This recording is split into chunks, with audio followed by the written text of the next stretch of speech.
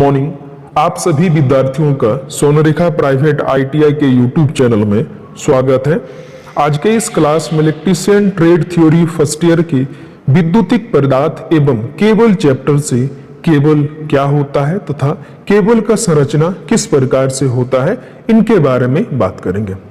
Cable, जब किसी तार पर इंसुलेशन चढ़ाया जाता है तो उस तार को केबल कहा जाता है। जब किसी तार, चाहे वो कॉपर का रहे चाहे वो एल्युमिनियम का रहे, अगर इसके ऊपर इंसुलेशन का परत चढ़ा देंगे तो इस तार को केबल कहा जाता है। तार पूरी तरह से नंगा होता है और केबल पूरी तरह से इंसुलेशन लगा होता है। केबल और वायर के बारे में और भी कुछ थोड़ा बात कर लेते हैं। अगर एल्युमिनियम का कंडक्टर या फिर कॉपर का कंडक्टर के ऊपर इंसुलेशन नहीं चढ़ाया होता है तब इसे वायर कहा जाता है। अगर कॉपर का कंडक्टर या फिर एल्युमिनियम कंडक्टर, इसके अलावा भी अनेकों प्रकार के कंडक्टर होते हैं, अगर इसके ऊपर इंसुलेशन का लेप चढ़ा देंगे तो इसे ही केबल कहा जाता है। तो हम घरों में हमेशा केबल का ही इस्तेमाल करते हैं, ना कि तार का, क्योंकि जो तार होते हैं इसके ऊपर में किसी प्रकार का इंसुलेशन नहीं लगा होता है, जो कि सेफ्टी पॉइंट ऑफ व्यू से अच्छा नहीं माना जाता है। इसीलिए हम अपने घरों में केबल का ही प्रयोग करते हैं।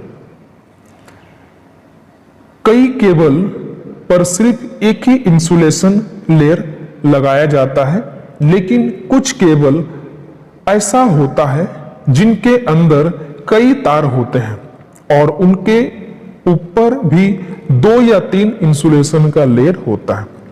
अगर एक सिंगल केबल है तो इसके ऊपर एक ही इंसुलेशन का परत चढ़ाते हैं। अगर केबल में 2 या 3 कोर है तो इसके हिसाब से हम लोग इंसुलेशन का भी संख्या को बढ़ाते हैं। यहां पे कुछ डायग्राम दिखा रहा हूं, केबल एक्चुअल में किस प्रकार से दिखता है। आप इन डायग्राम को देख के भली भांति पहचान सकते हैं कि केबल क्या होता है।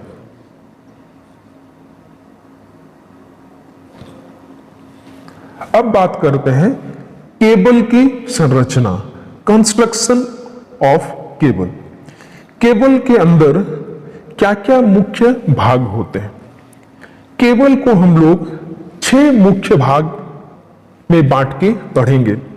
पहला, केबल के सबसे सेंटर वाला भाग जिसे कंडक्टर कहा जाता है। कंडक्टर एल्युमिनियम का भी हो सकता है और कॉपर का भी हो सकता है। इस कंडक्टर के ऊपर एक इंसुलेशन का लेयर लगा होता है। फिर इस इंसुलेशन के ऊपर मेटालिक शीट का प्रयोग किया जाता है। फिर इस मेटालिक शीट के बाद बेडिंग का प्रयोग किया जाता है। फिर इस बेडिंग के ऊपर आर्मरिंग किया जाता है। फिर इस आर्मरिंग के ऊपर सर्विंग किया जाता है। तो इस प्रकार से कंस्ट्रक्शन ऑफ केबल में 6 अलग अलग मुख्य बिंदुओं पे हम लोग बात करेंगे। सबसे पहला, केबल कोर। यह केबल का केंद्रीय भाग है। यह तांबे या एल्युमिनियम की एक तार या कई तारों से लपेट के बनाया जाता है। जो केबल कोर होता है उसे साधारणतः हम लोग या तो एल्युमिनियम का बनाते हैं या फिर कॉपर का बनाते हैं। बट अगर हम लोग कंडक्टिविटी के हिसाब से देखें तो सबसे बेस्ट कंडक्टर सिल्वर या गोल्ड होता है। बट कॉस्ट के हिसाब से हम लोग नॉर्मली जो केबल होता है उसमें या तो एल्युमिनियम का प्रयोग करते हैं या फिर कॉपर का प्रयोग करते हैं। लपेटे जाने वाली तारों की संख्या इस प्रकार से रखी जाती है कि इससे लंबाकार सेक्शन का गोल चक्कर बनाया जाता है। केबल के कोर को इस प्रकार से बनाया जाता है कि इसका आकार गोलाकार हो। यह सबसे सेंटर वाला भाग होता है। दूसरा, इंसुलेशन। चालकों को इंसुलेट करने हेतु paper, varnish, fabric, vulcanised rubber, plastic पदार्थ काम में लिए जाते हैं। केबल के सबसे सेंटर वाले भाग को केबल कोर कहा जाता है। केबल कोर में मुख्यतः एल्युमिनियम या फिर कॉपर का धातु का प्रयोग किया जाता है। इस धातु को इंसुलेशन करने के लिए अलग अलग प्रकार के इंसुलेशन मटेरियल का प्रयोग किए जाते हैं, जैसे पेपर, वार्निश, वेल्कनाइज रबर, प्लास्टिक पदार्थ। फैब्रिक टेप की सतहों के मध्य पेट्रोलियम जेली प्रयोग ली जाती है। यहाँ पे थोड़ा सा मिस प्रिंटिंग हुआ है, फैब्रिक टेप की तहों नहीं है, ये सतहों है। सतहों के मध्य पेट्रोलियम जेली प्रयोग में ली जाती है। संतृप्त इंसुलेशन पेपर का प्रयोग अधिक किया जाता है। ज्यादातर केबलों में इंसुलेशन के रूप में संतृप्त इंसुलेटिंग पेपर का ही प्रयोग किया जाता है। तीसरा, मेटालिक शीथ।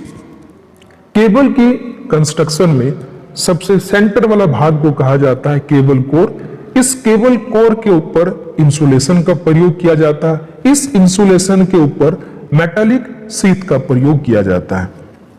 चालकों के ऊपर इंसुलेशन किया जाता है।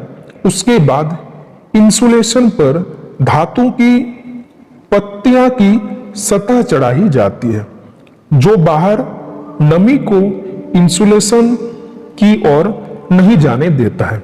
मेटालिक शीथ का मुख्य प्रयोग होता है, ये बाहर की नमी को कंडक्टर कोर की तरफ जाने से रोकने के लिए इसका प्रयोग किया जाता है। धातु के रूप में शीशे का उपयोग किया जाता है। कई बार एल्युमिनियम की मेटालिक शीथ काम में ली जाता है। ज्यादातर मेटालिक शीथ में शीशे का प्रयोग किया जाता है, बट कई जगहों में एल्युमिनियम का भी प्रयोग किया जाता है। चौथा, बेडिंग। मेटालिक शीथ के ऊपर पेपर टेप की सतह चढ़ाई जाती है। बेडिंग से मेटालिक शीट को बचाया जाता है। Fifth number, armouring. आर्मरिंग द्वारा केबल को यांत्रिक शक्ति प्रदान की जाती है। यह स्टील टेप भी तारों के रूप में होता है। जो बेडिंग हो गया या फिर मेटालिक शीट या फिर इंसुलेशन या केबल कोर, इन सभी के ऊपर में रहता है आर्मरिंग। आर्मरिंग का मुख्य कार्य होता है ये केबल को शक्ति प्रदान करना, ताकि अगर केबल के ऊपर किसी प्रकार का भारी भरकम चीज गिर जाए तो ये केबल बीच में टूटे नहीं। इसीलिए आर्मरिंग का प्रयोग किया जाता है। आर्मरिंग के लिए मुख्य स्टील टेप के पतले पतले तारों का प्रयोग किया जाता है। और सबसे लास्ट में सर्विंग। आर्मरिंग को कवरिंग करने के लिए सर्विंग का प्रयोग किया जाता है। आर्मरिंग के ऊपर बेडिंग जैसे एक और सतह चढ़ाई जाती है, जिसे सर्विस कहते हैं।